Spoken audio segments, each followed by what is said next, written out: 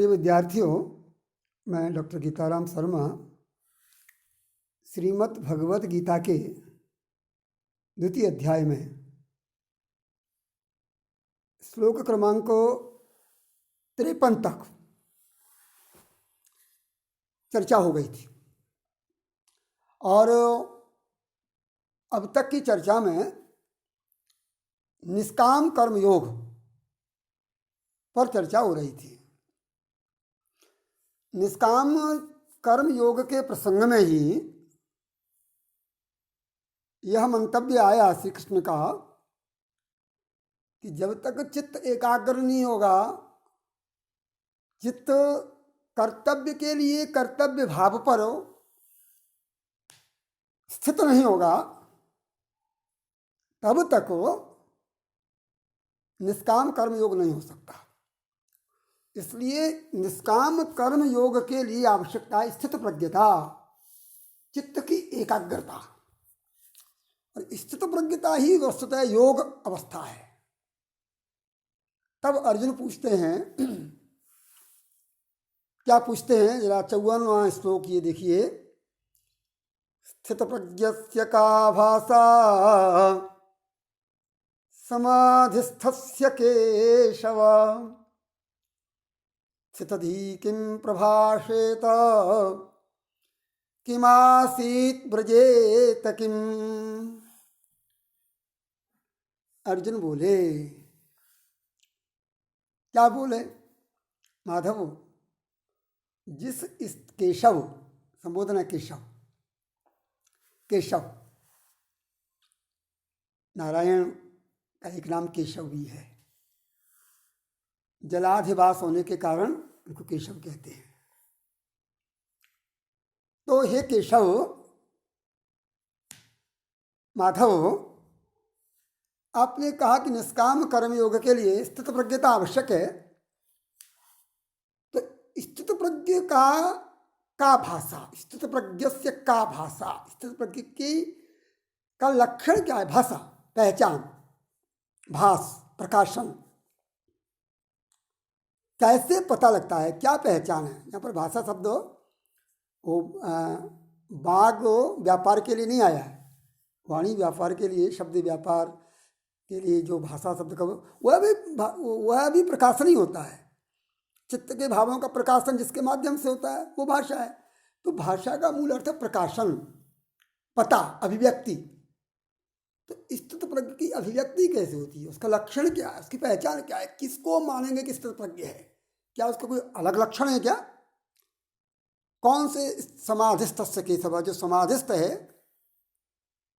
जो समाधि में स्थित प्रज्ञ है, योग पर स्थित जो स्थित प्रज्ञ है, उसकी लक्षण क्या है? उसकी पहचान क्या है?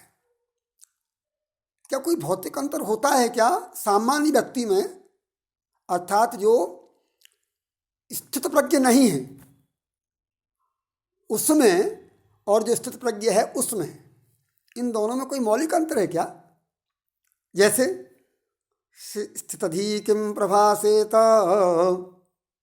जैसे स्थित धी किम, स्थित बुद्धि वाला, यहाँ पर बहुब्री समास है। स्थिता धी यस्य, स्थित धी, स्थित प्रज्ञ में भी बहुब्री है। स्थिता प्रज्ञा यस्य, स्थित प्रज्ञ। तो स्थिति, ये स्थिर बुद्धि वाला, एकाग्र बुद्धि वाला, किम प्रभासेत, कैसे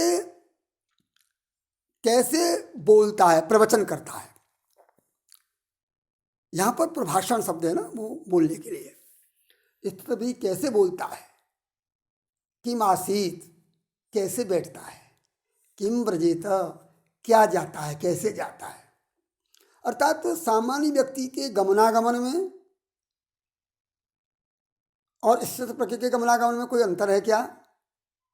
सामान्य व्यक्ति के शयनासन में, बैठने इत्यादि क्रियाओं में और स्थित प्रज्ञ के आसन आदि क्रियाओं में कोई अंतर है क्या? सामान्य व्यक्ति के भाषण में और स्थित प्रज्ञ के भाषण में कोई अंतर है क्या? इसलिए वो अंतर पता करने के लिए पूछते हैं कि यदि स्थित प्रज्ञ कोई विशेष व्यक्ति है तो उसके लक्षण क्या हैं, इसकी क्या भाषा है, कैसे वो बोलता है, कैसे जो है वो चलता है, कैसे वो बैठता है, आदि आदि। तब श्री भगवान उवाच, अब यहाँ पर श्री कृष्ण जितने भी लक्षण बताते हैं स्थितप्रज्ञ के, ये कोई भी बाहरी लक्षण नहीं है। मतलब बाहर से स्थितप्रज्ञ में और सामान्य व्यक्ति में शयनासन, गमनागमन या बाहरी व्यवहार जगत में यह कोई अंतर नहीं होता, बिल्कुल नहीं पता कर सकते। वो वैसे ही चलता है, वैसे ही खाता है, वैसे ही बैठता है, वैसे ही उठता है, वैसे ही बातें करता है, वैसे ही उसकी जीवनचर्या होती है, वैसे ही समाज में व्यवहार करता है जैसे सामान्य व्यक्ति करता है। जितने भी परिवर्तन हैं उसके अंदर वो आंतरिक होते हैं। जैसे प्रजहाति यदा कामान सर्वान् पार्थ मनोगतान्, प्रजहाति यदा कामान् सर्वान् पार्थ मनोगतान्, आत्मन्येवात्मना तुष्टः स्थितप्रज्ञस्तदोच्यते। हे पार्थ, प्रथम पंक्ति में सर्वान् पार्थ, इस पार्थ को अलग कर, ये संबोधन है।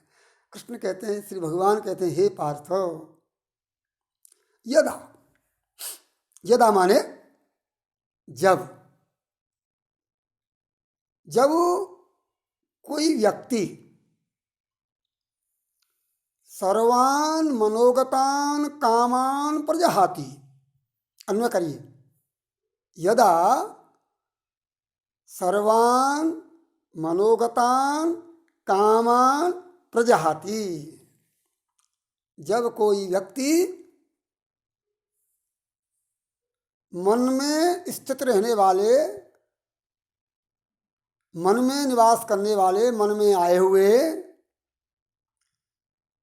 संपूर्ण भावों को, कामनाओं को, यहाँ पर काम आया है, मन की संपूर्ण कामनाओं को, सभी मनोरथों को, जितने भी मनोरथ होते हैं, जितनी भी कामनाएं होती है, सर्वान, सभी प्रकार की, शुभ भी और शुभ भी आगे आ जाएगा। ऐसा नहीं कि शुभ इच्छाएं तो करनी है, अशुभ नहीं करनी, नहीं, शुभ की भी इच्छा नहीं करता, अशुभ की भी इच्छा नहीं करता, आगे ये विशेष रूप से आएगा। तो जब कोई व्यक्ति मन में आए हुए संपूर्ण कामनाओं को, मन में आई हुई संपूर्ण कामनाओं को प्रजहाति, जहाति माने त्याग देता है, ठीक है, जहाति माने त्याग देता है, हा धातु का, हा धातु से लट प्रथम पुरुष एकवचन बनता है, जहाति। अब केवल त्यागता नहीं है, प्रजहाति, प्रकृष्णेन त्यजति, अर्थात हमेशा हमेशा के लिए त्याग देता है, पूरी तरह से त्याग देता है, क्षणिक त्याग नहीं करता या परिस्थितियों के कारण त्याग नहीं करता, स्वाभाविक रूप से त्याग देता है। और जब त्याग दिया और त्यागने के बाद आत्मनि एव आत्मना तुष्ट, आत्मना आत्मनि एव तुष्ट, संधि देखेंगे, आत्मनि एव आत्मना, आत्मन्येवात्मना, आत्मना माने स्वयं की आत्मा के द्वारा, स्वयं के द्वारा, स्वयं में ही तुष्ट, संतुष्ट रहता है। अब तक जिन कामनाओं की पूर्ति की लालसा उसके मन में थी, वे कामनाएं नहीं रहती। जब कामनाएं नहीं रहेंगी तो पूर्ति का तो कोई प्रश्न ही नहीं है। पूर्ति की लालसा तो क्यों रहेगी, कामनाएं ही छोड़ दी ना, तब फिर वो उसका जो चित्त है ना, वो तो आत्मतुष्ट होता है, अपने भीतरी आनंद से ही उसको आनंद मिलने लग जाता है। बाहरी वस्तुएं उसके न तो सुख को छीन सकती हैं और न सुख दे सकती हैं, इसी तरह न उसके लिए बाहरी वस्तुएं न सुख का कारण बनती है न दुख का कारण बनती है। स्वयं ही स्वयं से संतुष्ट रहने वाला आत्मा ही उसका साध्य होता है, आत्मा ही उसका साधन हो जाता है। पूर्ण काम, आप्त काम, दर्शन में इसको पूर्ण काम, सब कुछ कामनाएं पूरी होने का भाव जिसमें हो जाए, आप्त काम, सभी कामनाएं पूरी हो गई, इस प्रकार से का जो भाव उसमें अंदर विकसित हो जाए, तब उसको स्थित प्रज्ञ तदा उच्यते, तदोच्यते। तदा ऐसी स्थिति में, क्योंकि यदा है ऊपर ऊपर यदा आया है, जब यदा आ जाता है तो यदा के साथ तदाव्यय आता है। यदा माने जब संपूर्ण कामनाओं को छोड़ देता है, तदा तब आत्मा में स्वयं में ही स्वयं से ही संतुष्ट होता हुआ वह व्यक्ति तदा तब स्थित प्रज्ञ उच्यते, तब वह स्थित प्रज्ञ कहा जाता है। उच्यते है ना, वच में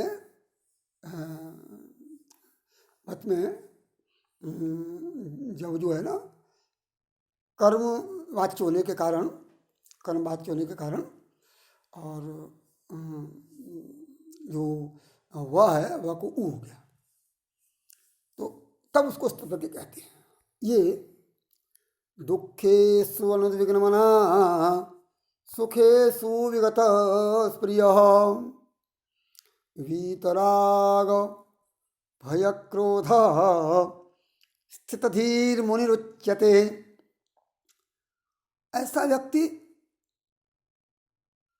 न तो कभी दुखों में उद्विग्न होता है, दुखेषु अनुद्विग्नमना, उद्विग्न मना व्यवरी, उद्विग्न व्यथित व्याकुल मन यश से उद्विग्न मन, तो ऐसा व्यक्ति, और अनुद्विग्न न उद्विग्न न व्यथित दुखेषु यस्य मन, उसका मन कभी दुखों में उद्विग्न नहीं होता, कभी दुखों में व्यथित नहीं होता, कभी दुखों में वह चिंतित नहीं होता, उसमें गिलानी नहीं होती, कभी उसके मन पर कोई प्रभाव दुखों का होता नहीं है। और सुखेषु विगत, प्राय सामान्य व्यक्ति क्या है, दुखों से उद्विग्न रहता है, लेकिन वो व्यक्ति जो स्थित प्रज्ञ हो गया ना, वो दुख में अनुद्विग्न हो जाता है। और सुखेषु विगत स्प्रिय, और सुखों में उसकी स्प्रिया नहीं होती, विगत स्प्रिय, सुखेषु विगत गता स्प्रिय इच्छादय यस्य स विगत स्प्रिय, सारी इच्छाएं सुखों की इसके समाप्त हो जाती है, न सुख चाहता।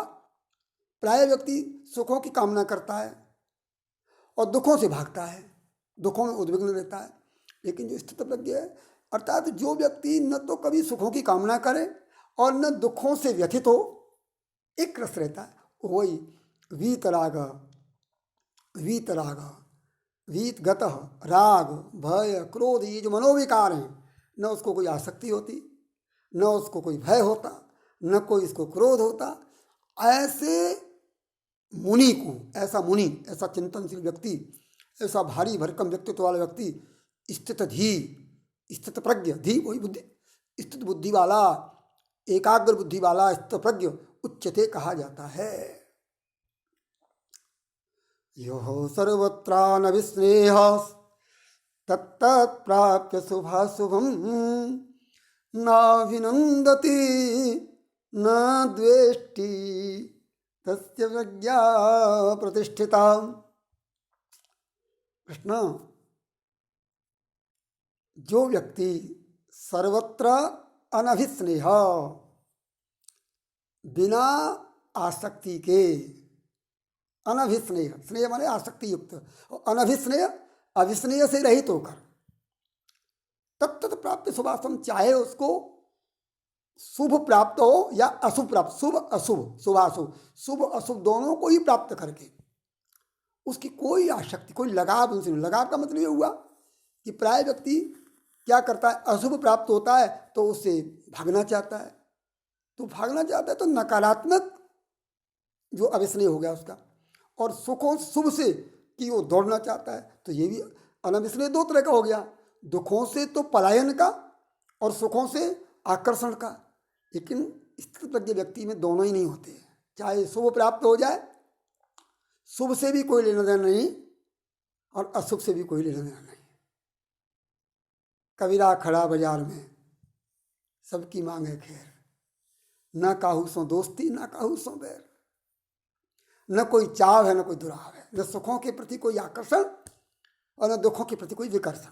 ना अभिनंदती, न तो शुभ का अभिनंदन करता है वो, न तो शुभों का स्वागत करता है, और न द्वेष्टि, और न अशुभ का द्वेष करता है। क्रमागत अलंकार होगा, शुभ का वह शुभ का न अभिनंदती, शुभ का अभिनंदन नहीं करता, अशुभम न द्वेष्टि और अशुभ का अभिनंदन और अशुभ का जो है द्वेष नहीं करता। ऐसे व्यक्ति को माना जाए कि उसकी प्रज्ञा प्रतिष्ठित है। तब ये पता लग जाता है कि वो है स्थिर बुद्धि वाला है, वह एकाग्र चित्त वाला है, उसकी प्रज्ञा प्रतिष्ठित है। आज इतना ही, अगले वीडियो में इससे आगे।